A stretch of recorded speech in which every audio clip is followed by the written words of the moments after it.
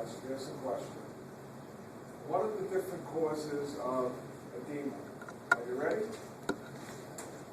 I'll do it for you. You get edema because your what? Blood pressure is too high. You're forcing fluid what? Out of the capillaries too fast? Does that make sense? Why would you have high blood pressure? Maybe you have congestive heart failure, remember that? There's a back pressure, remember you got pulmonary edema? If it was the left side of the heart, right side of the heart, you got systemic edema. Maybe you just have what? Unknown cause, hypertension. You know, your blood vessels are too constricted.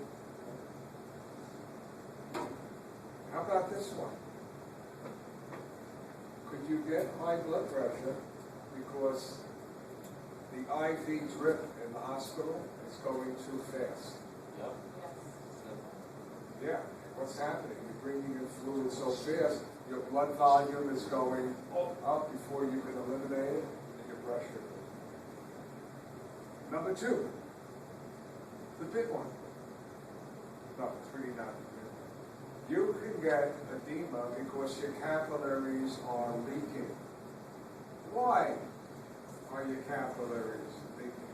Go back to the beginning of the term, third grade, fourth grade. Why are your capillaries leaking fluid? Why?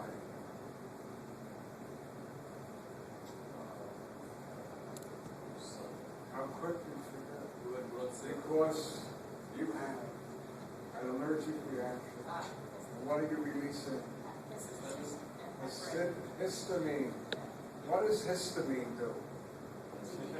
Makes your capillaries what? Leaky, and causes the what? Arterioles to dilate.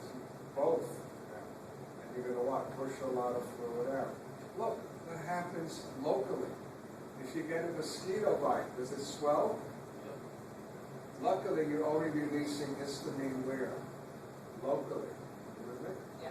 What if you have a major allergic reaction and you release huge amounts of what? Histamine from your... Oh, just curious, what cell releases histamine? IG. No, that's not a cell. That was the next question. What's the name of the antibody that attaches to the cell? IgE. What's the cell? I'll give you a hint. It's the tall wooden things on a sailing ship. Mast cell. The sailing ship. So I asked them in the test, what are the tall wooden sticks? Sure. See how everything what? Look, as the turn goes on, things what? Okay, next. So here's a good way to have high blood pressure. You ready? I'm going to write it. Hyper.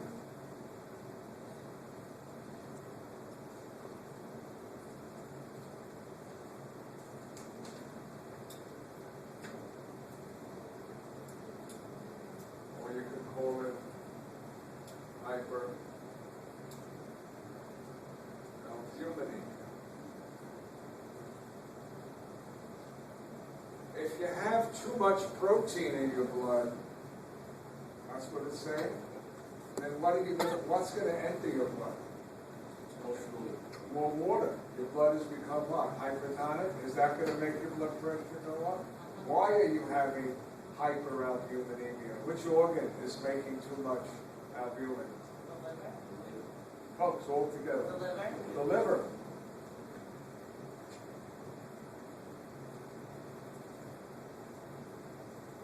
How about this one?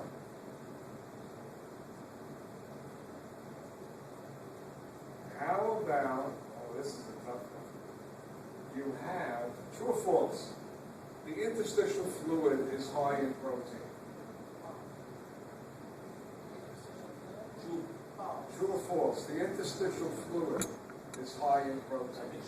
False. Most of your protein is in the blood. What, all of a sudden, if you got a lot of protein in your interstitial fluid? I'll do something better. You ready? Remember the glomerulus, the million glomeruli in the kidney? protein, remember? So that bone, the filtrate that goes into boneless capsule is exactly like plasma except no protein. Now, are you ready? Here's another question, nothing to do with it. What if all of a sudden the glomerulus became injured and became very leaky? What would get out? Protein and go into Bowman's capsule. And now Bowman's capsule would have what? A very high Bowman's colloid osmotic pressure, which would help what? Pull fluid out. I just wanted to do that as a side note. That happens, okay? But let's go back to edema. Last one. True or false? When you push fluid out of the capillary, all of it comes back to the capillary. False.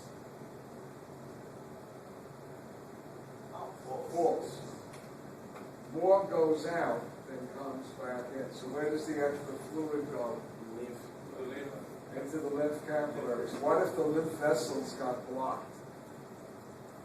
Then you get edema, right? Remember the disease elephantiasis, where a woman has a leg this size on one side and this size on the other? What happened? Her lymph vessels got all blocked with worms.